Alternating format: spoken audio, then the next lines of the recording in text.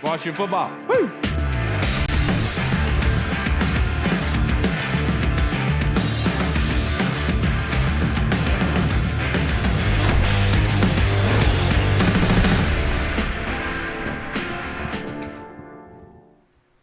Hello, everybody, and welcome to the Burgundy Zone. I am your host, Kyle, and I'm joined by my two co-hosts here, Mr. Michael Hall and Michael Reed.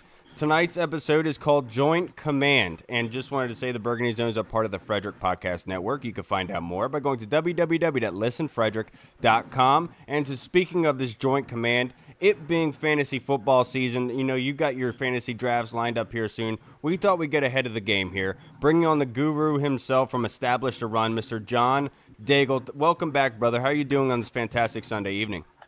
Doing well. Training camps are starting up. It's the time of the year where I'm jumping on all the team podcasts, including with yourselves. So just excited to talk Commanders and fantasy football in general with y'all. Absolutely. Look, we got to address the elephant in the room here, John. Washington went and drafted their quarterback, number 2 overall. Of course, they haven't named him the starter yet, but anybody and their mother with a brain cell will be able to tell you he's starting. Okay, I think we all know that at this point. In fantasy drafts right now, what is his value? Where is his projected drafting in position? And how do you think he's going to be a benefit for fantasy owners this season? Commanders fans will be happy to hear that I believe Jayden Daniels is the best value at quarterback out of any player at quarterback this season for fantasy. He's currently being drafted as the QB 14 off the board, a late round quarterback. But as we know, it is much easier nowadays to sneak into becoming a top 10, top 8 option if you can run with your legs, add that mobility, plus have some production through the air. And Jayden Daniels, for his career at LSU, averaged 9.7 weekly rushing points. Not only that, but remember, under Cliff Kingsbury, Kyler Murray as a rookie finished as the QB12, a QB1 in fantasy in points per game, and also that benefited a rushing quarterback in general because of Kingsbury's spread scheme. The Cardinals actually, across those 4 years, faced the league's highest rate of light boxes, 6 defenders or less. Wow. And so I think because of the spread scheme that Kingsbury runs, the air raid attack, that is going to allow Jayden Daniels to also have light boxes and just add more production with his legs. And he gets the comparison to Anthony Richardson. I have no... Come on. Together. But I do know coming out of the rookie...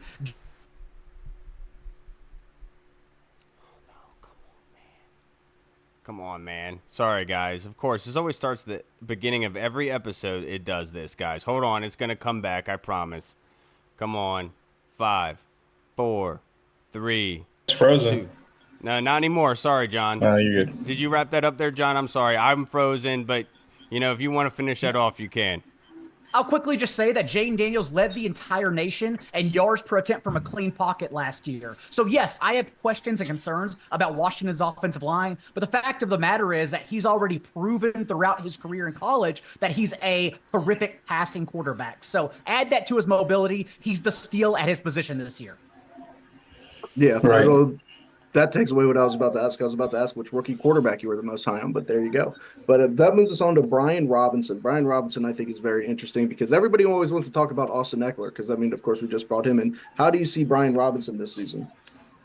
So Brian Robinson at least has the workload in back-to-back seasons since he was drafted. 214 touches now at least in both of the seasons he's been with Washington. And although he has struggled to earn targets, whenever they have schemed those targets to him, he's actually been really good in the receiving game. So it's odd because Brian Robinson this year is basically a hedge against Austin Ekeler. And I do prefer, I wouldn't say prefer, I like Ekeler in PPR leagues just because he's being completely forgotten after last year's performance. But remember, he suffered that high ankle sprain in week 1, and then he returned and played through it. And that's why he averaged just 3.1 yards per carry from week 6 on when he came back from injury. In week 1, though, I know it's a 1-game sample, but he was still the same old Austin Ekeler of old. He was finished as the overall RB2 in scoring in that week. So I do think Eckler's a value, but also Robinson can probably be plugged in as a weekly RB2 or flex option. And then he's also a hedge and leverage just in case Austin Ekeler has seen his best days behind him. So I do think Robinson is the much safer play. Eckler's the value among the group. Right. Like to hear that. So we can't, obviously, if we're going to be talking about the Washington offense, then we got to talk about Washington fans, our sweet little Terry McLaurin. Everyone loves Terry around here. He's usually a guy that gives you 70-plus catches and over 1,000 yards. I think he's one of 4 or 5 receivers for the past 4 years that have had 70-plus catches and 1,000 yards Elite for their team. So do you think that with Jayden Daniels hopefully finding that stable quarterback in Jayden Daniels and probably, honestly, the best quarterback he's probably had around him his whole entire career to this point, do you think that we're going to get the same Terry kind of numbers where he'll give you 70 and over 1,000 and maybe like 4 or 5 touchdowns, or is he due for an uptick this year in touchdowns and fantasy points overall? I wrote my Commanders team preview at Establish the Run that everyone can go and read, and it was shocking. I knew about it, but it was still shocking when I was researching to remember and be reminded that Terry McLaurin has yet to finish inside the top 20 receivers in fantasy football. And that's not because of him. It's because of the quarterbacks we all know he's played with for his career. And so now it's just the fact that Pro Football Focus, for reference, keeps this one stat called uncatchable rate, basically tracks the quarterbacks and their rate of passes that are literally uncatchable, over the head, sailed into the stands. And Sam Howell actually finished with the 12th highest uncatchable rate last year. But Jayden Daniels led this entire class with the lowest, the best uncatchable rate. He was the most accurate quarterback on throws 20 yards deep. And as we know, that's where McLaurin still garners his targets, especially with Jahan Dotson still soaking up targets over the middle of the field. So I do like McLaurin. I listed him as a weekly wide receiver 3, but I do think it's finally time for him to have top 24 upside if Jayden Daniels is immediately good through the air. My man, John, always just plugging away. Do you come in prepared? I just absolutely love it. So we've already gone over the wide receivers and the quarterback and the running backs, but let's talk about tight end. Obviously, they added Zach Ertz in the offseason here, and that's been a big topic as of late. A lot of people have been saying that this guy could be Jayden Daniels' safety blanket, and obviously it should be with being a rookie quarterback and a veteran tight end. But where is Zach Ertz right now in his annual draft position? In 22 games under Kingsbury, Ertz averaged 6.5 yards per target. He's just not a deep guy, and 4.5 weekly catches. So in PPR leagues last round, I think it's fine, honestly. The real question is, how much is he going to block Ben Sinnott? Because everyone is still unsure if they're going to use Sinnott as closer to a Josiah DeGuara, the Packers tight end, who is rotated around as an H-back, as a fullback, especially since Sinnott won the Loman Trophy just last year for being the nation's best fullback and was used at that position, unfortunately, in Senior Bowl practices. Because the thing is, if Ertz is only sticking around for so long and he's not blocking Sinnott there, then there is a chance that Sinnott's the one to break out. A 97th percentile athlete, literally one of the most athletic tight ends, not just in this class, but the last 5 years, who also led his position out of everyone who was drafted at tight end this year, led the position with a 9.9 yard depth of target because he earns deep shots. So if we have an elite athlete earning deep targets, that is how we get production, or at least spike weeks at a volatile position like tight end in fantasy football. So I do think Sinnott is the more interesting of the two. Ertz's ceiling will be capped just because that's who he is as a player right now. And so to me, honestly, I'm looking for production elsewhere rather than drafting Ertz, but I don't mind stashing Sinnott in both redraft and dynasty leagues, hoping that athleticism is allowed a chance to play the position. Right. And this one's gonna sting a little bit because it's not too long ago. We're not too far removed from the Commanders' defense being a very good defense in the NFL. Where do you rank them now with all these changes going on?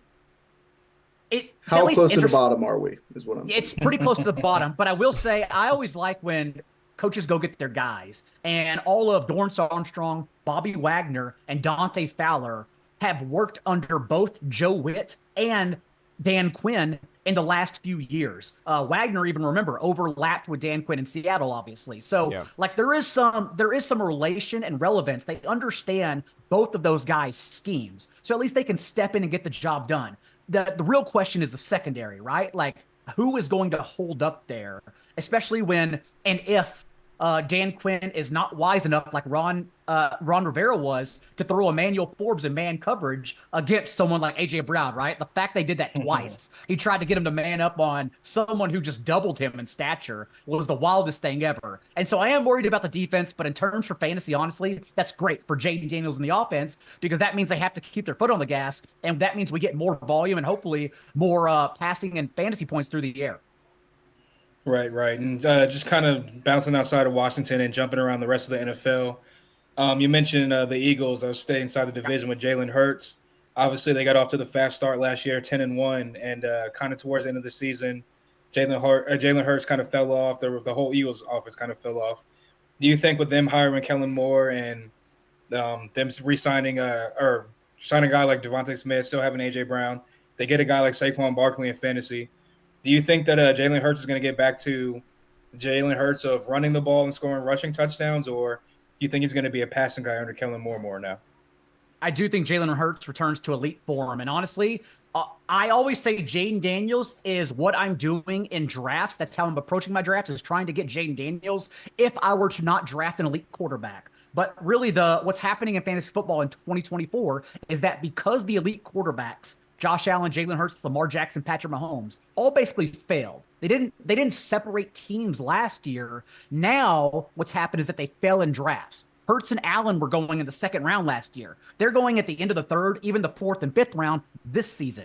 And so I'm trying to, rather than drafting George Pickens, T. Higgins, Travis Etienne, it's nothing against those guys. Even if those guys do well, the question is, can they break fantasy football like Hurts, Allen, Mahomes, Jackson? And my answer is no, they can't. So 10 out of 10 times in the fourth and fifth round, when those guys are left over, that's who I'm taking instead of trying to find a wide receiver 2 or 3 who can break out, because they just won't score enough like the other quarterbacks do at their peak. And last year, as you said, those last 9 games, Jalen Hurts was horrible. The whole team was in Cabo by the time they went to the playoffs to play the Bucs. They had stopped mid-year. Jalen Hurts suffered 3 injuries, and that's why he averaged 6.5 yards per attempt and just 7.5 carries per game. For his career, outside of those 9 games, he averaged over 12 carries per game. He clearly was not the same player. And so I do think they're all back to form under Kellen Moore also, who in his 4 seasons with Dak Prescott, the Cowboys never finished lower than top 6 in plays per game. Not only that, but remember the Chargers just last year with Kellen Moore led the league in combined play volume.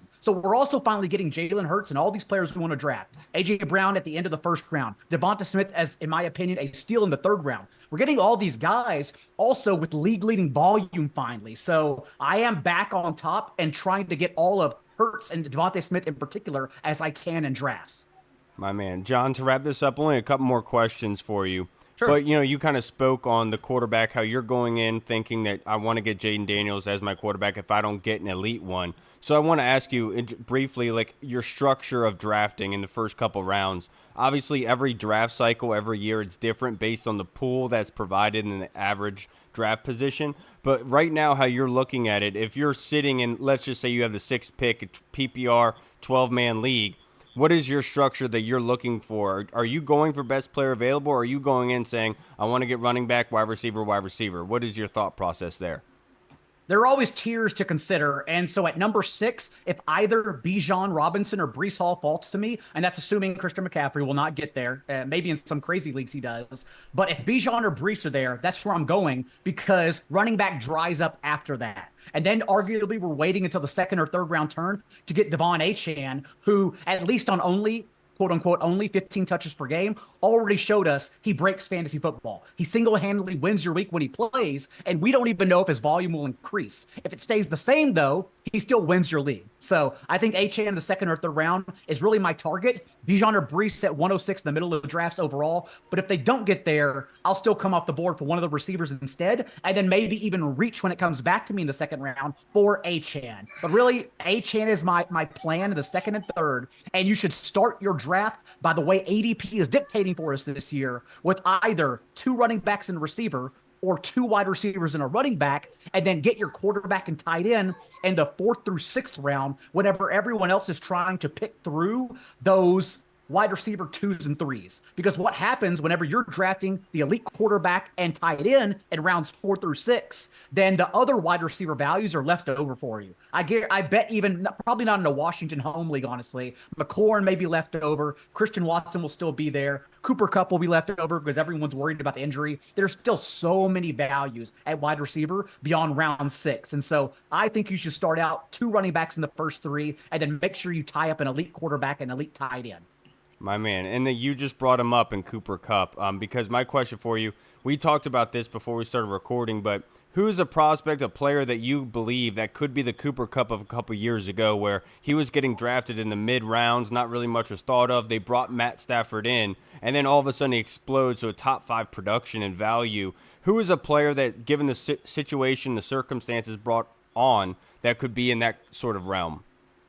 I believe it's Drake London this year because I don't think a lot of people are aware what's happening right now in Atlanta. Zach Robinson comes over from the Rams where he coached under Sean McVay. Passing game coordinator, worked hand in hand with McVay. We've already seen Kevin O'Connell, exactly what he does when he spins off of Sean McVay's tree, and that is run 3 wide sets at a top 5 rate in the league. Zach Robinson's going to do the same thing. And unlike last year with Arthur Smith, who ran 3 wide sets at the league's lowest rate, Robinson's going to do that and have an accurate quarterback. Kirk Cousins, already familiar with that McVay coaching tree playbook from his time under Kevin O'Connell in Minnesota. Drake London has suffered I mentioned that uncatchable pass rate earlier, for example.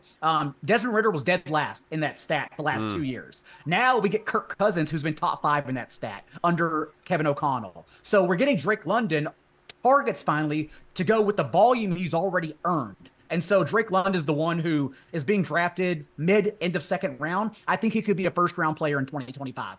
My man, last question, John, I promise. A late-round sleeper that you're looking at that you're telling everyone about. Rashid Shaheed could have a top 24 season, and he's being left for dead in rounds 12 through 15. Shaheed has only played over 80% of snaps in 10 career games, but Michael Thomas is now out of the way, and in those 10 games, he did average 12.5 fantasy points and an 18% target share, which would put him in the range of wide receiver 12 through 24. So I think Shaheed is a steal. I don't know if he'll be a weekly starter, but he's already shown us, unlike Jameson Williams, who everyone's taking a couple rounds before him, Shaheed, when he's gotten the opportunity in the past, does succeed because he's a very good player who should have had a bigger role earlier. And now he gets that role. So I think Shaheed is the best sleeper in fantasy football this year. My man, John, before you get out of here, would you like to plug your social media handle and your podcast, just in case anybody watching hasn't followed you yet and would like to? I'm just saying, if you're a fantasy football commissioner or player, you definitely should. At Not Jay Daigle on Twitter, and I will be posting a lot more podcasts in these next 30 days ahead of the season on the Establish the Run podcast feed. Please join us. My man, John, thank you so much. Enjoy your week, sir. This was awesome, as always. Of course. Appreciate it. Thanks, John. All right, everybody, we just spoke with a man, Mr. John Daigle. You made that easy on me. Yeah, you know what's crazy? He was talking about Rashid Shaheed, and I instantly thought, I was like, whatever happened to Michael Thomas? Did he sign anywhere? Is he still on the Saints? Like, what is going on? Like, I think he's a free agent, but it was just random because I was like, he was like a PPR, just kind of like he was talking about one of those dudes that would just break your league just by PPR standards, and now he just fell off a cliff. It's crazy. The slant route insane. king. Right now. Yeah. He ran them slants, kind of like us in the South Pacific during World War. Was that disrespectful enough for you? Going Commando 91, faggot? Huh? Was that unprofessional enough for you? Dude, I told you, you guys shamed him off. You guys shamed him off. Tucking myself into my butt and peeing in it. An autistic kid's laughter is what's making me mad. Suck my tiny Irish dick. Suck it. You'll do What nothing. has happened to this episode? All right, let's get into fan questions before Reed keeps talking. Man. This one by the Colonel. So, Hall, I'll go to you first so Reed can calm down a bit because he's roid raging over there. His question is, I'm fat. He's a nice guy. his question is, Hall, our offseason purge of players is the most I've seen any team do in my 50-plus years of watching professional football. If you could pick one player that we will regret releasing, who would it be? Personally, my vote is for Curtis Samuel. I will believe he will become a number 1 wide receiver in Buffalo with Josh Allen throwing him the ball. Yeah, just thinking off the top of my head. If you want to count trading as part of like releasing, I would say Montez Sweat, just because we saw what happened with him in Chicago last year when he got there. I would kind of turn that defense around. He got the big payday, and I think he's going to be spearheading that rush and that defense going forward in this season and be a couple years beyond. So I would say him, but Curtis Samuel is definitely a good one. That wasn't the first thing that came to my head, but definitely Curtis Samuel was a vital piece of this offense last year, and I could definitely see him being a vital piece for Josh Allen, seeing how they got rid of Gabe Davis, they got rid of Stephon Diggs, they got Keon Coleman in, but he's a rookie, so Samuel is that older vet in the room that can be the middle of the field, kind of quick release target that Josh Allen likes to throw the ball to. So I would say, for me personally, I would say Montez Sweat, just because I think he's about to come off and have a big impact in the NFL. People are going to be like, oh, he's definitely like a top 10 rusher now. But I would say Curtis Samuel's definitely a good one as well. I do not agree with you. It was a good move to do in the first place, but No, I no, will. no. I wanted us to trade him. I'm happy with it. I'm just saying, like, if we look back I two, got 3 you. years I from now, it got could you. be like, yo, if Montez Sweat was on this defense to go with what we have, like, that would be crazy. Like, He that type made of the thing. top 100 this year. Yeah.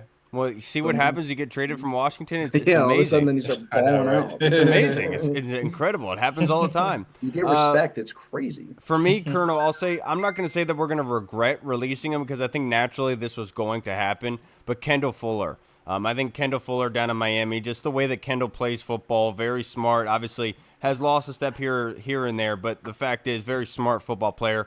Comes up to the line of scrimmage, blows up a lot of those plays, and given with what could happen at secondary, we don't know what happens in the future, but that could be one guy that we could look back on and regretting. Yeah. Also, David Mayo. No, I don't know anybody. I mean, those. I mean, losing obviously Chase is somebody you can put in there. I mean, losing him last season, but I mean, Chase has been so. He barely even played while he was here, so it's tough. I think Curtis, Kendall, and Montez are the three big ones that really concern you. I'm with you there. Now let's go to the next question by the Colonel. He says, I'm skeptical that Ramiz Ahmed or newly signed Riley Patterson will be our starting kicker on week 1, especially with imminent cuts other teams make. What are your thoughts, Reed? Yeah, I don't. Oh, hold on. I don't know, man. It's tough. It's tough to say. The kicker, I haven't seen anybody live. I know that the people who have been there live have said that he played better, I think, yesterday, right? He was 4 or 5 or something. His only miss came from like a weird corner or side kick or something like that. What was the question? What are the chances that we have a new kicker? Yeah. Depending on cuts, man, it could be pretty high, but I wouldn't mind them rolling with one of these young bucks for the first few weeks, see how they do. And if they don't pan out at all, then you just kind of gotta kick them to the curb, no pun intended. But I will say I used to always sign Riley Patterson in Madden because his kick power was decent, at least at one point. So that's really all you need in Madden. But I don't know. I would say that the chances are 50%. I'm giving it 50-50 odds, Kyle. Good job. Way to do that. Can you? Oh, my goodness. I'm sorry. I was just thinking back to what you said to that commenter, and it just blew me away. Yeah, I think you're right, Colonel. It wouldn't surprise me because kicker is one of those positions that doesn't rely on kind of like team chemistry, building up those relationships. So it is that one position where you could pick a guy up and start him in 1 week. It's not like it really depends on that kind of relationship aspect. So I do think that there is a good chance of it. But I will say this week at training camp, they were neck and neck with what their production was at different field goals. I know that last practice they were 4 or 5, Riley Patterson and Ramiz Ahmed. So I know that they were similar in the day before as well. So it's not like anybody is separating themselves, to your point, Colonel. But look, at this point, I'm glad that there's competition. But if you can get better at that position, I think that that's probably your best bet, given with the rookie quarterback. Sorry. Yeah, I would say that right now I would give the slight, if you want to call it a percentage, I'd say 51% chance that it's Patterson, just because I think that with cuts happening, there's always a chance that they go after somebody else that they're familiar with because, I mean, I guess there's still a couple week gap in between the end of the preseason between the first week of the season. But I think what's going to really go into it is like Dan Quinn said the other day, how they do the new kickoff thing where they get it inside that 20-yard like goal, like whatever they call it, the hit zone, touchstone, whatever you want to call it. So I would say Patterson, he has, no pun intended, the leg up right now because he has NFL experience in kicking field goals and he has NFL experience doing kickoffs. But with the new kickoff rule, a guy like Ahmed who played in the UFL or the XFL, I mean, he has experience doing that kickoff thing. So I would say the battle's between those two, and I would say Patterson probably gets it just because he's the vet. So I'd go with Patterson. But like you guys said, I wouldn't be surprised if they brought someone in from cuts that they were already familiar with. So disrespectful, Reed. So disrespectful. Now the I next know I question that we shouldn't have have said one of those words for sure, but is if this my question was boyfriend's gay, it's cool. submitted from Twitter. This is from Christian. Go Christian Gomez. What do you make of this Taylor Stallworth signing, Hall? I'm just what Dan Quinn said, or I think it was Quinn, that it's pretty much just a camp body trying to. I'm not gonna say he's a camp body. I guess he has a chance to make the squad, but I would just say for right now he's a camp body trying to like load manage like Jonathan Allen's reps, Deron Payne's reps, kind of easing Johnny Newton into the mix a little bit more, practice by practice, week by week. So you got to kind of give other guys a little bit of reps. Obviously, they still got Phil Mathis and Ridgeway, but I think that it's training camp. You want to see what guys have, maybe if they fit the scheme or not. Maybe they show something that you're like, hey, I like that. I can work with that during the season. But for me, I think it's more of what Quinn said. I think it's just more of like a camp body to add to help with the load management of the rotation of guys. Yes, you're absolutely right. Taylor Stallworth is 28 years old. Fun fact, he was signed to the 49ers in December of last year. Obviously, did not get any playing time at that moment with them, but you could see the connection with Adam Peters in that breath where they brought him into San Fran as somebody that he has seen before and probably knows of very well. In his career, 57 games played, 51 tackles, 4.5 sacks, 2 fumble recoveries. And then when we look at the defensive tackle room altogether, Christian, you got John Allen, Deron Payne, Johnny Newton, Fedarian Mathis, John Ridgeway, Norrell Pollard, who's the rookie from Virginia Tech, and then you got Benning Potato.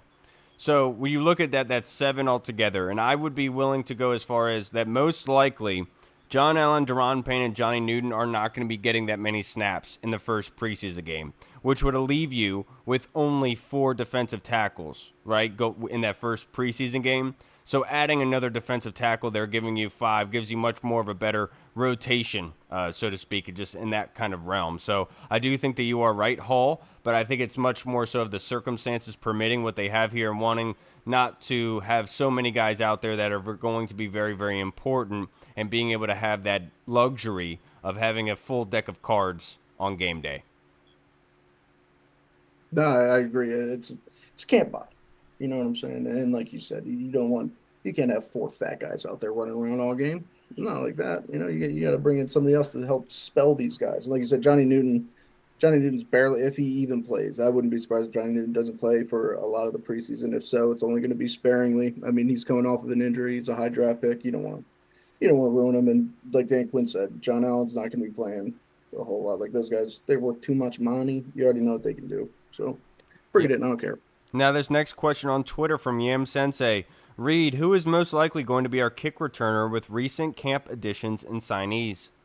I really like the idea of Sanders still doing it, but like if he's going to play such an integral part of our defense at the nickel cornerback in there playing covering the slot receiver, it's tough to say. But I'm I'm banking on him. He's got that return experience when he was at Michigan. He's a former wide receiver. He's just explosive. He seems like he can hit the hole, kind of. You know what I'm saying? Kind of like, never mind.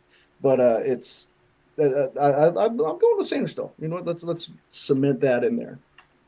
I'm surprised you didn't go with Emmanuel Forbes, to be honest with you. I would, but for me, it would not be out of the realm of possibility that one of the running backs, I think David Harrison saying something about Chris Rodriguez was a really smart one. Who is the guy that's competing with Chris Rodriguez right now? McNichols? Is that right? Yeah. I wouldn't be surprised if he's there because I do think that the changing of the rules really does muddy things up a little bit here. And having a guy with that kind of vision, of course you want a playmaker back there.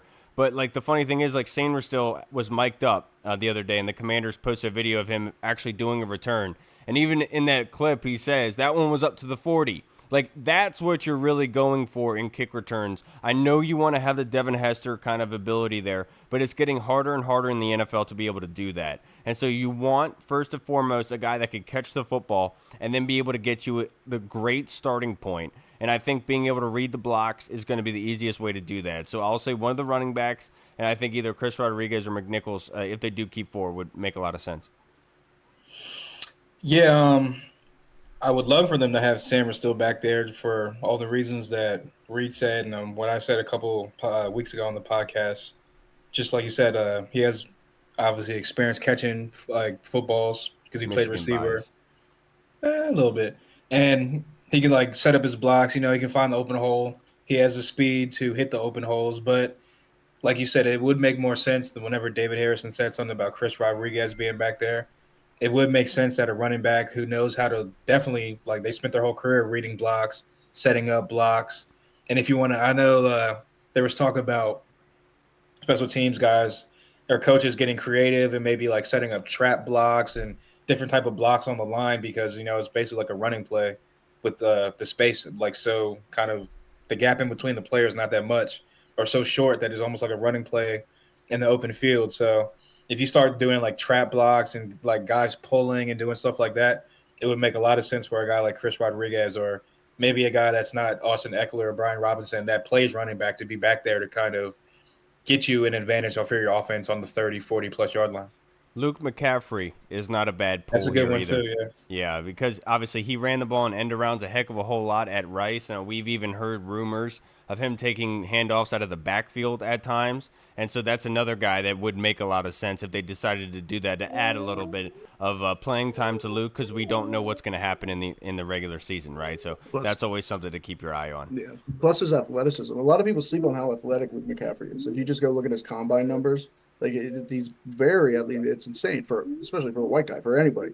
So for him to be able to do that, I think it's crucial. Absolutely. Now the next question that we have is from just your average fly guy. Reed, it appears that JD5 is actually processing reads consistently in camp. So many of our previous quarterbacks struggled at processing reads. How long do you think it will take to prove this is reality and not fake news? I think that's so. I mean, you practice how you play. I mean, most of the time, especially with the quarterback, if you have a good grasp of going through your reads and go through your progressions and reading what a defense is trying to do to you. As smart as NFL defensive coordinators are, and obviously it's a completely different game in college, but you got to feel pretty good about it. I don't think it'll take very long for you to see Jayden Daniels. I mean, look, he's going to see exotic stuff. He's going to see all sorts of exotic blitzes, formations, whatever. But I will also say that him being in college for so long as he was and having experience from day one as a starter at Arizona State and then going on obviously to the success that he had at LSU is huge. You can't in the virtual reality repetitions like you can't make up for that. So he's No. I think you're going to see fairly early how good he is at reading Yes, and defenses. now we are joined by our next guest, a familiar face, fantastic man himself, Mr. Felix Trammell of 1340 AM Fox Radio. Thank you so much for joining us on this Sunday evening, Felix. How you feeling? I'm good, man. Good to see y'all. How's everybody been? Hot. Good, man. Good. Hot. Yeah, Hot. that too. But Definitely. Felix, we're got to get into the training camp updates as of late. So first and foremost, Jayden Daniels. What have you been seeing out of Jayden let's say on a daily progression? Is there anything that you are seeing that different from now that you saw from the start of camp? I think my biggest trait of his, he's never rushed. I've never seen him like panicked. Like, you'll Okay. see certain plays where something will happen and you'll just do something real out of character like a rookie does. But you never see him rush. He's always under control. And even if the play's blown up, you don't see any like panic. So I think his poise, I think is the biggest thing that stood out. And even just between like OTAs and camp, his just mastery of the playbook and mastery of what's being asked of him on a certain design or a certain series or a certain play. I think that's what has changed the most since May and June and now in camp. Nice. Definitely love to hear that. Definitely love to hear that. So I was like scrolling through Twitter throughout the week, last week for the practices and training camp and whatnot, and it seemed like they were starting to open up the playbook a little bit more and use the vertical passing, like the downfield stuff. And how did that look while in training camp? How did Jayden Daniels look, and how did the receiving core look? Because I know a lot of people were talking about the receivers and the weapons might not be up to par for a rookie quarterback, or they need to add a little bit more. So how did the vertical downfield passing game look throughout the week? Jayden has a beautiful downfield ball. It's gorgeous. And you can see the plan of really working Terry, getting Terry as a deep threat. And I've talked like kind of informally to Terry, and you can see the excitement. You hear the excitement in his voice and being used in that way. Um, Coach Quinn spoke about Diami and his ability on scrambles to get open and get vertical. That was something that he really liked. You see it from the tight ends. You see a lot of downfield from Ertz, and you see a lot from some of the other tight ends as well. So you're seeing that out of the offense is not just, the short game, but you're seeing a lot of that. Like Cole Turner's had a couple of things where he's going down the field. And when you see someone at 6'5" going down the field, that draws attention. So Jayden is really good at throwing a deep ball. He has a good touch. He notices matchups. He sees a particular matchup, he goes after it. And I think you like to see that. And you're like, okay, he's one-on-one. I'm going to give my guy a chance. So there is attention to it when they focus on it, and it's there. And there's about 2 or 3 times in practice when they're going through 11s and teams that you see that deep shot, and it's a quality deep shot from Jayden Daniels. So people will be excited to see that verticality of the offense. Right. One thing that I don't think can really be overstated is the importance of Bobby Wagner. What have you seen from him? What has he brought to this defense? Leadership. The defense didn't ever have a real leader. Bobby Wagner is that leader, and he takes Jamin Davis after every practice and talks to him about things. He's talking to Laval. He talks to Jayden Daniels. Like, him and Jayden will talk, and one of the reporters asked Jayden about that today after practice, and he was like, we shoot the breeze a little bit, but I'm asking to see what he sees. And the beautiful thing about about Bobby Wagner is he likes to be coached. You see him with Ken Norton and the linebackers. Ken Norton is getting after these guys, and Bobby is getting coached, and he likes to be coached. So you see that example. Everyone else is like, well, if he's doing it, I bet I better do it. So Bobby's been a breath of fresh air. He's very professional about business. Good eyes. It's like having a coach on the field, but he is still an elite level linebacker, and he still makes plays. And you're like, oh yeah, that's Bobby Wagner. So he was a great addition with bringing him in, and he's going to prove value to a lot of the younger guys going forward. I saw a clip of him even with some of the offensive guys. It seems like a lot of these guys just kind of gravitate towards him. Yeah, he's a natural leader, and this team hasn't had a real natural leader, and Bobby Wagner would fit that mold. Like, he will be the team personality. He'll be that leader, that anchor that everybody else will play off of. So you'll see, he'll get to see on his uniform for sure, and people kind of understand that, yeah, he's the guy, and if he's going to do it, we're going to do it too.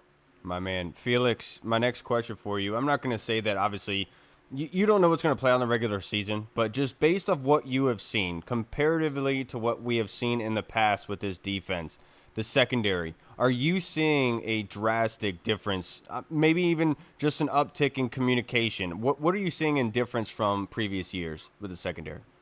Well, they all have good position coaches to start there. I'm going to start with that basic. 2, they're actual linebackers on this team. Let's put that forward too. But the secondary, it's a lot better. And what I mean by a lot better, they're well more prepared. Okay. Willie Gay and the DB coaches really prepare these guys. So it's very rare that you see a DB out of position. It's very rare that you see a lack of communication, like what was supposed to happen on this play. Now, people get beat because you're playing against a good quarterback and a good receiver. Sometimes you just get beat. That's life. That's the NFL. But you don't see people out of position. You don't see people looking around confused. Everyone seems to know their role and know the part they're playing. And there's a lot of guys moving in a lot of different parts, but you can see the prep work. So when they get out there, it's not a lot of guessing. So for people, expectation of defense, you're going to see a lot more cohesive defense, where defense is in the right spot. You don't see them looking around. They have a lot of exotic things they do, especially on the D line. They're very multiple, a lot of pieces that move around. So people want to see a more attack-minded defense instead of a reactionary defense, as has been in the previous regime. So I know you're liking what you're hearing, but yes, absolutely. The defense has just been a breath of fresh air, and I started with the position coaches for a reason, because they're the energy, they're the driving, they're the force, and when they go off the teams, like I love listening to Coach Tap coach. He makes me want to suit up at 40 and go out there and give me 3 plays and pass out, but it's just there. But there's so much instruction going on as well, and it's a lot of fundamental work, a lot of stuff. But the defense is going to be a whole different night and day, and they'll be more attack minded, more downhill than we ever saw at the previous era. Now, Felix, you do not look 40. I mean, you look younger than Reed, and which is saying something, which is Not saying crazy. much. Come on, man. No, Felix, only a couple. Tell my knees that. Tell my knees that. Dude, yeah. I'm 19 years young.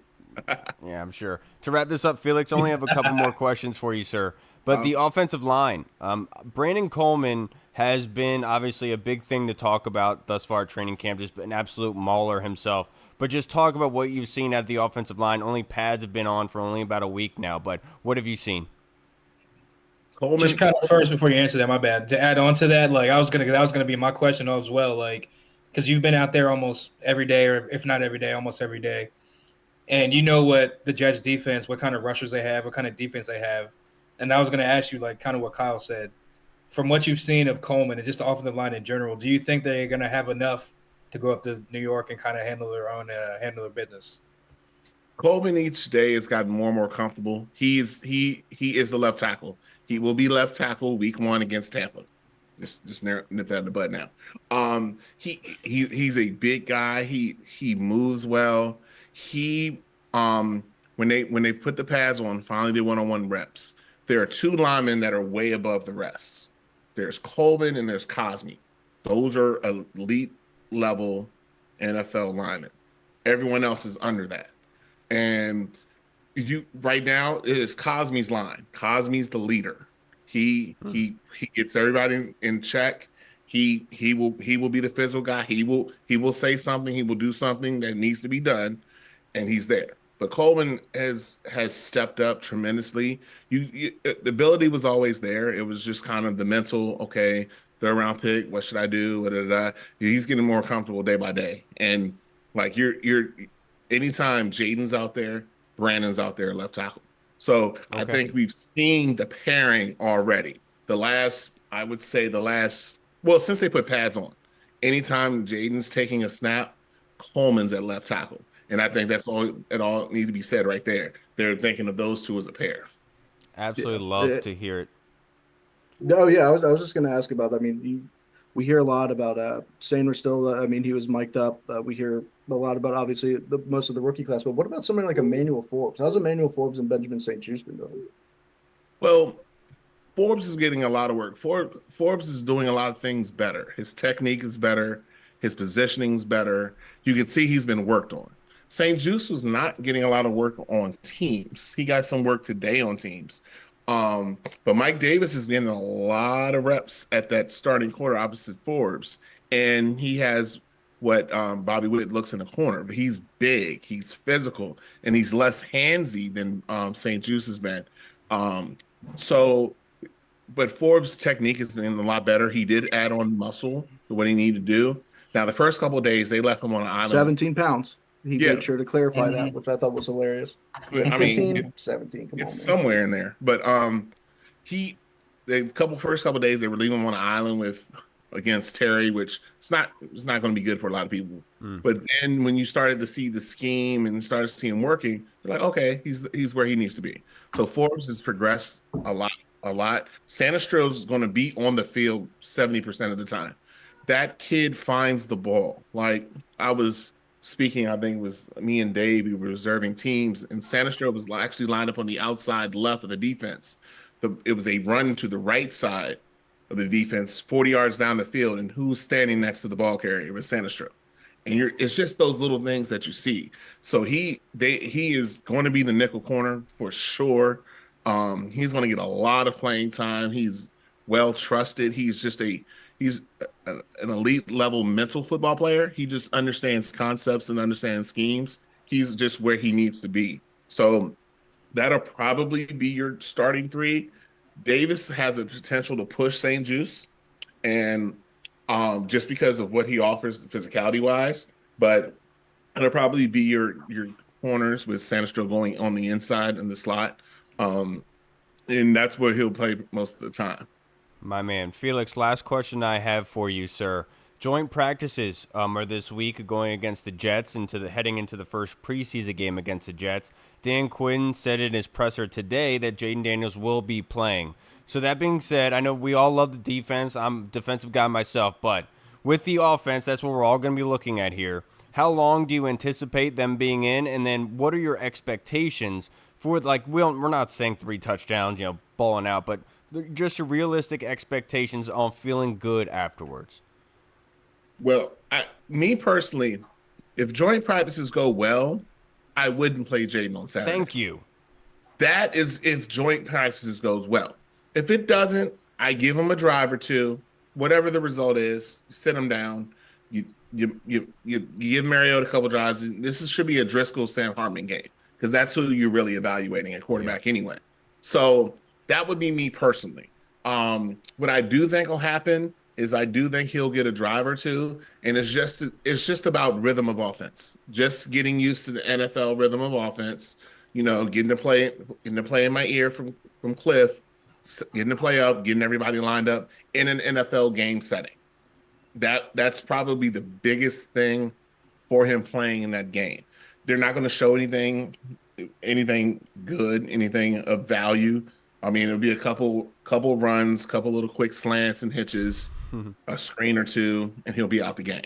But I think that's basically what you're looking for, and maybe let him get pushed once or twice and see how he responds, because it's going to be a different physicality, and the Jets feature a good defensive line, so it'll be good just to see him process information. But I would assess more the joint practice on Thursday than I would the game on Saturday, because the game on Saturday is not going to be scheme. Thursday's joint practice is what I'd want to see. That's where you evaluate Jayden. That's where you're going to do a lot of evaluation. That's what Coach Quinn spoke of. He wants to see that because he wants to evaluate his players. He wants to see them compete against that other team. My man, real quick, you guys aren't traveling up to New York for the joint practices, only the preseason game, right? No, we are going up for joint practice. I am not going up, but there will be. And next week going to Miami. I will be going to Miami. So lucky for you. Smart man, dude. I would choose that one too. I would. But we were able to see that practice, so we'll really be able to see and hone in on what happens, what those battles. Let's see how Coleman does. Let's see how our defense does against that scheme, against Aaron Rodgers, against those sort of things. But we will be able to see that practice on Thursday. My man. Felix, I can't thank you enough. Before we get out of here, it's like to plug your social media handle, just in case anybody watching hasn't followed you yet and would like to, sir. Yeah, on X or Twitter, whatever it's called, bcommander2407. Follow me on there. I get on IG every blue moon as Blessed Commander. But follow me there, and 1340 AM Fox Sports for any of my content from Ashburn. Felix, this was fantastic. You gave us a lot of quality, great info, sir. Enjoy your week. Enjoy joint practices in Miami next week, of course. Make sure you bring your swimsuit and towel as well, sir. Oh, yeah, I'll be in the pool. And there's one name I want y'all to start looking at, Tyler Owens. Yep. Yeah. Oh, yeah, I've heard he's been tearing it up, right? He's athletic as hell. I'm gonna shoot that name out there for you. Count how many places he lines up on Saturday. Okay. And then you'll understand why I bring his name up. He's going to be, by October, he's going to be on the field a lot. David Harrison has brought him up from the get-go on here. Yeah, he was Dave's guy. Yeah. And then you see him, I mean, there'll be plays. He's lined up at rush end. The next thing, he's deep safety. Next, he's a linebacker. Next, he's in the slot. And you're like, wow. And then you see his size. He's like 6'3". He's impressive. I think his RAS score was like a 10 or something. Yeah, so like that. You just see him being used. And I think that's what Bobby Witt was talking about when he's like, I don't have a starting 11. I have 17, 18 guys. Yeah. He's going to be part of that 17, 18 guys. Damn. I Rooting for also an think I undrafted think he free was agent, man. Of course, I think he we're was the rooting for him. guy who during the combine talked about flat Earth or Yeah. something. There's a, Yeah. hell yeah, hell yeah. Love a little. He wanted to get his conspiracy name out there for marketing reasons. Hell Good, yeah. good Hey, job, Tyler. controversy sells. You know that. That's what I'm saying. Yeah, hey, trust me, I know. I Felix, know, have a great night, man. Enjoy I your week. appreciate y'all. Take Keep it easy. doing the great work, brother. No problem. Thank you. All right, everybody. We just spoke with the man, Mr. Felix Trammell. I will say Man. this right now. That was fantastic. A lot of great Yeah. info provided. Yeah, Definitely. dude. I haven't heard. would do crazy things to get to one of those joint practices, especially the one in New York, just to see like how Jayden and the offense looks against that Jets defense. What do you think you would do? How much time you got? I would only need about 30 seconds. And Hall would just need your refrigerator. That's all he'd need. Fine To with me. answer Fly Add the Guy's mustard. Fly Guy's question about processing with Jayden Daniels. Look, man, I know practice. I know he's done the VR and everything, but we need to see game one live reps to be able to really concretely say this is what we got, right? And so, no disrespect to Jayden, I have all the confidence in the world in him and his preparation and his natural God-given abilities. But I'm just saying that we have to just wait for a couple games to be able to 100% say that something legit is happening, right? Now, the next question that we have, Hall, this one was submitted by Scott Hartley. Hello, mate, from the 1 Point Safety Show. Thank you, Scott, in the UK. Hello, mate. Now that Sip Holmes has been released, how many of the current roster who were recruited under Ron are guaranteed to be on the roster? Nikki Giabala thinks 6. I say you can argue 10. Yeah, I gotta think of the wrong guys. Obviously Forbes is gonna be on there. Jeremy Reeves, Jeremy John Reeves, yes, Allen, he'll be Deron there. Payne, Terry McLaurin, Jahan Wait, Dotson. so are I we thought talking he about meant guys guys that that were he drafted by I him? thought he was talking about guys that are drafted. Maybe that's the point. I guess maybe. Yeah, but I mean, if you're gonna add obviously the veteran guys like Terry and all them, Jahan's on that list. Obviously, that's 4, or yeah, it should be 3 or 4, whatever it is. Sam Who else is up there? Cosme, Cosme, yeah, he was a second round pick under Ron. Cole Turner, Brian Robinson, Robinson, yeah, Cole Turner, he's like a Diami fringe guy to Brown. me.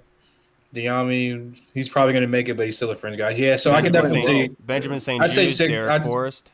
I'd say 6 to 8 because guys like Cole Turner would have log jammed. What's it called? Tight end room. He's the one out there that you see in the highlights that's actually making plays. So I'd probably say him.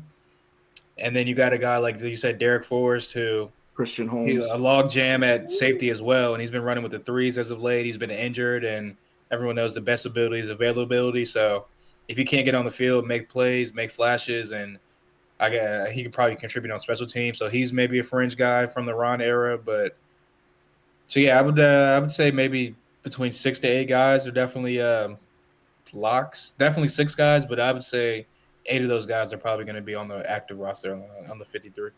Yeah, look, as much as we like to poke fun and try to diminish everything that happened and transpired, I mean, the guy had cancer, Hey, man. without Ron's ineptitude, we wouldn't be where we're at now. So you got to congratulate him for that. Yeah, I mean, just a circus, absolute circus. Now let's go to our next question on the Discord from Deluxe Reed. Even if Jayden Daniels isn't named the starter, is he the first quarterback to go in week 1 of the preseason based on rotation? Yes. Yeah, I would think so. Yeah, I mean, yeah, I don't think you're gonna walk out there with Mariota. I would think so. Yeah, just get him a series or 2 at the absolute most, depending on how the first series goes, and then get him on out there. But he's a starter. Yeah, I mean, like if you ask Cliff Kingsbury, who would you rather have out there first? I mean, yeah. Yeah, I mean, yeah. I mean, look, he's not going to have his family come up to his first game, first time suiting up, just for them to sit there and wait for him to get into the second quarter or something like that, or you know what I'm saying? He's going to be out there with the first team getting those first series or 2. So My man. Now the next question from Deluxe Hall. Would you sit anybody in the preseason? Terry, B-Rob, Allen, Payne? I would say I'm not sitting anybody because it's a new regime. Everyone needs to get out there, even the veterans like Cosme, John Allen, Payne, guys like that, especially Cosme, because it's a whole new line. You need guys to be out there facing the live bullets, facing the live rush, gelling together against an actual pass rush and guys actually trying to take your quarterback's head off. And I would say same thing with the defensive line. You need to actually rush against an offensive line that's actually trying to protect their quarterback, learn each other out, feel each other out against like, hey, if this guard shifts this way, I want you to stunt this way or go this way, stuff like that. So as much as I agree with the joint practices are going to be like 90% of what I want to see as far as like going against another team, I still say that that other 10% is like you need to be on the field for at least a couple reps, a couple series just to kind of get your body back in like, okay, this is that NFL speed again. These are the live bullets. This is how it feels to be on an NFL field again. So I would not say anybody, but I would definitely take precaution with the guys that I know that are like solid and if like going to be like legit players. Look, with joint practices in New York and in Miami, all of them, because like that is the physical part. That is where you're going against a scheme, and obviously you want more reps with the offensive line together. But that's why you have joint practices. And at this point, it is well known that it is just a show for preseason at this point. And do you want your starters suiting up against guys that are second to third tier, possibly risking injury and not going against the best competition possible just for the sake of appeasing the older fan base and say, why aren't these guys getting paid millions? Why aren't they out there playing? Do you know what I'm saying? Like, at this point, get the most value possible against the best competition you can possible. If the opposing team is benching their starters, not playing them, honestly, our starters shouldn't be out there very long. You're not getting a great look at them. And of course, you can make the argument for the offensive line and the offense in general. But for me personally speaking, joint practices are what are more important than preseason. I will go to my grave saying that. Hey, if Jayden's going to be out there with the ones and taking the first reps, I want the number ones in front of him blocking. I want the ones out there protecting it. Of course. But that's what I said. All of them. Well, remember last year Terry got hurt. We had a scare with Terry. I think it was last year. It was last year when we thought he hurt his ankle. And the ankle injury. Yeah. We have come too far to have our second overall pick have an issue in week one of the freaking preseason, man. That's all I'm saying. The fan in me wants to see these guys play just because obviously that's what I want. But the smart GM in me, the cool one says, "Sit down, boys. We don't need anybody getting hurt." You know what I'm saying? What do you mean by them boys? That's just what I call. Whoa, dog. Whoa, dog. Why are you coming at me like that? No, I know. As soon as I said it, I was like, "Fuck, man!" But that's not what I meant. I just meant the cool. I call the boys can't go to the cap. I say that too. You know what I'm saying? So.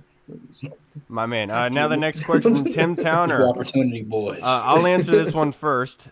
This one's from Tim Towner. If you were on the Olympic team, what sport would you most want to compete in? I got it. I'm actually in. I was in the Olympics, and I was in the pole vaulting. If you didn't see me, I was in that blue one. I failed. Yeah, I could do pole vaulting because I would definitely clear that bar. I would 100% clear it. This little nubber wouldn't touch nothing, dude. No, I'm not gonna lie though. I'd handball. Have 3 inches to spare. I think handball looked really dope. Not the type that Reed plays on the weekends, but I'm saying like the Olympic sport handball. That looks awesome. Handball does look sick, and that's one of those sports too where like anybody. Honestly, I might say women's boxing. I go in there, train me up, dude. Dude, you're killing us this episode, man. I say the 3-on-3 like basketball thing, like 3-on-3 tournament basketball, whatever it's called. Just killing us. Take me back to my younger days, just killing dudes on the street ball court. It's crazy that's an Olympic sport. It's crazy. I know, right? I also watched that and thinking to myself, like, I probably can't, but I'm thinking to myself, like, I could probably guard these dudes and like scoring these dudes out there. Like, what is going on right now? No, but I will say that the memes coming out from the shooting competition. The Turkish so dude. funny, dude. The one dude. He's so chill. He's just they all look like they're like being here. And there's that dude who's like doesn't wear anything. He's like, yeah, my wife left me last week, so I don't care. Yeah, all he has is his reading glasses on, and he pops it right in the apparently he's just a Turkish store owner that's just really good at shooting, and he just like, doesn't care about nothing. Now the next question is submitted by Chris Comerton in the Discord. Now that it's been announced JD5 will play against the Jets, Reed, how long do you think he will play? 1 series or 1 quarter? And how long do you guys think he should play? 4 quarters. No, I think he'll play depending. I think it'll 1 to 2 drives, 2 drives depending on how good the first drive goes. First drive goes, they march down, score a touchdown, get in field goal range, or you see enough from him where stuff happens that isn't really on him. Take him out. You've seen it because you don't want to risk getting nobody hurt. But Yeah, at most I would say 2 drives. Yeah, and look, if the Jets play their starting defense, I think that Jayden Daniels probably should play. And given with what happens in joint practices, like let's say he's having a rough time, I think it is smart to see what he does under the lights against them. But I will say this, Coach Quinn and them have been harping on situational football, being able to, in the red zone. And so from my perspective, I think Jayden Daniels, as long as he is showing you that he is being able to convert on third downs, being able to extend the chains, get more first downs, that tells you all that you need to know. And for me personally. And so from that point on, I'm saying you're sitting. So for me, I'm going to say 1 series, possibly not the whole first quarter, but just maybe 1 or 2 series. And I'm really looking forward to seeing what he does on third down. Because for me personally, that's how you really know if a quarterback is going to be successful at the next level. Yeah, no, I agree. I'd say probably no more than 2 series. And even if depending on the first series, they march down, it's an 8-play drive. They convert a couple first downs on third down. They get a field goal. They score some points. I still think that they put him out there for that second drive just to kind of get that taste of like, okay, you had success on the first drive. Let's see what you do after that success. Or like you had adversity on the first drive. Let's see how you bounce back on this second drive. So I think it'll be no more than 2 drives. Yeah, and I wouldn't be expecting a huge stat padding type of thing. I think Yeah, that's he'll going have like 2 or 3 passes. We should be max. seeing a heavy amount of runs, and you're going to be looking at a 3rd and 4s, and that's what I'm really looking for. So I'm looking forward to him having like a 5 of 7 for 60 yards type thing. So nothing crazy, but just seeing that he's able to read the field, get the ball in the hands of his receivers, and extend the chains. That's what I'm really looking forward to, and I'll walk away very happy if that is the case. Because honestly, in my personal opinion, that should be the mantra going forward for this football team with him at quarterback. If he takes off and runs at any point, I'm going to be screaming for him to get down so fast. I don't care if there's a defender within 20 yards of him. I'm going to get down, Jayden, no. It's going to be like, I don't know. It's going to be sad. I don't want to. Rumor is this how you got your wife. All right, everybody. Yeah, but no boys within 20 yards. Come on, man. All right, guys. I stay strapped up with the boys. No, I was saying get down. Get down. All right, everybody. Yeah. We'll see you guys again on Wednesday evening, being able to talk about this week in particular, going against the Jets for joint practices. I hope you guys enjoyed this episode. If you made it this far, you're a frickin' champion. Thank you to everyone for your fan questions and submissions into this show. We can't do it. We wouldn't be able to do it without you guys. All right, everybody. I'm Kyle. I'm Hall. I don't know who I am anymore. We're at the stern talking after that poor guy just gave his opinion in the comments. That was a shitty opinion. Don't say it like a douchebag. Don't say it condescending. Be like the other cool guy who was just like, there's too much kid talking in the background. I'm out. Not, hey, just so you know, this is very disrespectful. And this is very vulgar. It's like, dude, I don't care what you say. I do this for free. You watch it for free. Get the fuck over it. If I want Jason talking to the microphone, yeah, I'll bring him over here. You can fucking laugh and yell in the microphone all goddamn night. I don't care. But I did mute it out of respect because you are right. I just did like the way you came at me. Don't come at me so hard, bro. Good job. And, it's all love, man. He's just trying to help. No, he's a good dude. I'm sure he's a good dude. I don't care. You are right, joking. though. I thought it was funny. It's not like you knew.